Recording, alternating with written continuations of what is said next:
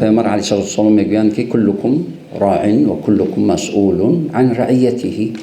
وقتی که انسان مسئولیت حس کند، وقتی که انسان مسئولیت حس کند، هم خودش کامیاب، هم جامعهش کامیاب، هم وطن کشورش کامیاب، همه کامیاب می شود.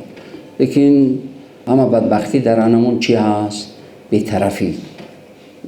در بی‌طرفی و بی‌طرفی همه رو بدبخت میکند. باید که همه در یک سمت متحد، فهماندگی، برادری، اخوت، خیرخواهی این همه باشد، همه انشالله موفق کامیاب میشد. یک چیز است، هر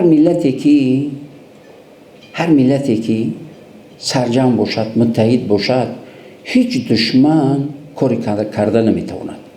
اون کشوری رو که اومدن از جای خوبش پرزیدنتش رو بردن، همین فتنه و پراکندگی و درگگی و درویگی و نمیدونم که قبیح میشد یک چیز دیگه بگم، یعنی همین بدبختی بالای همون ملت و همون دولت و همون چیز سرزمین کشور آورد. برای همین باید همیشه متحد باشیم. اگر متحد و سرجم باشیم، هیچ دشمن هیچ کاری کرده نمیتواند. این عمیق است.